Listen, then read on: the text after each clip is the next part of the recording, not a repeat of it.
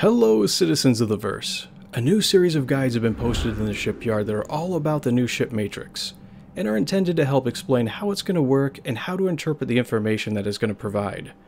This one in particular focuses on career paths and roles that are going to be assigned to the various ships.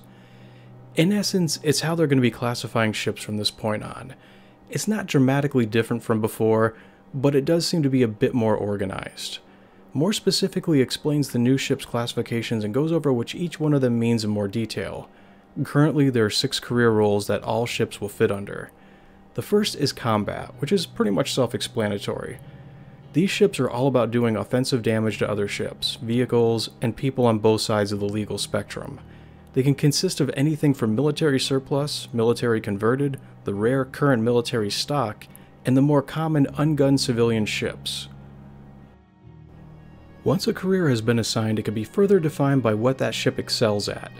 For instance, the combat role has been further divided down into 4 other subcategories, which includes fighters, interdiction, dropships, and bombers. They've described the interdiction role in more detail as combining the former roles of an interdiction ship and an interceptor. The interdiction role is for ships that are the first responders to combat, designed to get there fast and destroy or hold up the enemy until reinforcements arrive for backup. Next, we have transport ships. Transporting is the second career role and contains any ship that carries cargo, data, or passengers as its primary source of income. This includes the smallest ship that can carry a single crate all the way up to the massive Hull E. Transports have been broken down into 3 subcategories: freight, passenger, and data. The passenger transport is capable of properly transporting passengers across the verse. These ships are designed to get people from point A to point B at various price points to the passenger. These ships range from the humble Argo to the Genesis Starliner. They all do the same job, but some turn in a better profit than others due to their outfitting. The third career role is that of the exploration vessel. An exploration ship is designed to go on both long and short journeys to distant locations for solo, group, or commercial discoveries. They come equipped for a variety of mission types and often include extra transport options which are included in the larger ships. The 3 types of explorer ships are Pathfinders, Expedition, and Touring ships. They've already gone on to define a few of the subcategories for us, like the Pathfinder. It's described as a small single-seater solo exploration ship such as the Terrapin, designed for a single person to perform short-term sessions into unknown worlds and reconnaissance into hostile areas with a limited duration, that is relative to the other exploration ships due to its restricted storage supply.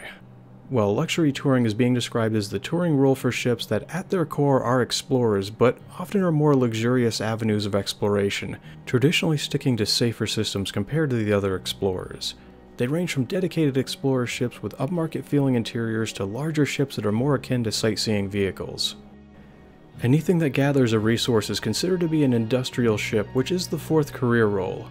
This includes mining, salvage, science, and any other similar type of ship. Whether it's a physical resource like mining and salvage, intercepting or gathering data, it still fits within this group. The different kinds of industrial ships have been divided into mining, salvage, science, and agriculture. Support is the second to last career role, and is considered to be the choice for those who want to be close to the action without having to shoot at everything in sight. The support class will consist of ships that takes care of your medical needs, refueling, repair, and will include those who have chosen a career in reporting. Lastly, that brings us to the competition career role. This almost entirely consists of ships that are designed explicitly for racing. They're fast, agile ships that lack durability and, well, the aptitude for much else other than racing.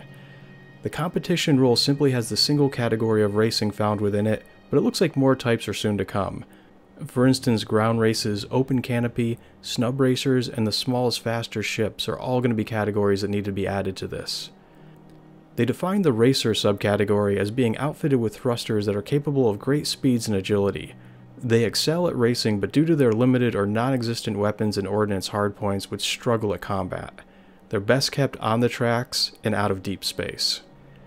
In addition to the 6 other career roles is a group that is being called the multi-role, which will be reserved for any ship that can't be pigeonholed into just one of the other categories, and could fit equally as well into 2 or more of them.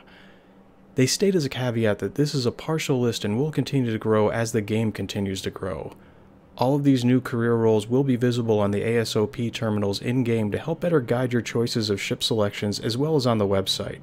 and in the future they'll be aiming to have their own version of a tech tree where you can see a natural upgrade routes between all of the ships based on what you want to do with them. They've also gone on to preemptively answer a few questions that this classification system brings up. One such question asks, why do we have a subcategory? And the answer boiled down to, although some of the ships may do the same thing, they may have very different approaches to how they do it. Thus the need for different categories to be formed for ships that fall under the same career path. They also address why the roles of some ships may have changed, and although they have tried to ensure that all the ships remain as close as to their original intention, roles have had to be updated to better fit the current needs of the game's ever-changing nature. Lastly, they want to reinforce the idea that the career group that your ship fits into will not in any way restrict what kind of missions you can go on, although some ships will be obviously better at some roles than others.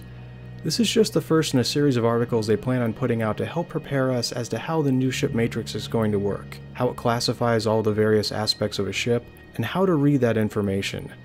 Future articles will be all about the ship's technical information, weapons and hardpoints, turrets, SCU and cargo, ship mass, thrusters, ordnance hardpoints, other hardpoints, and variants in modules.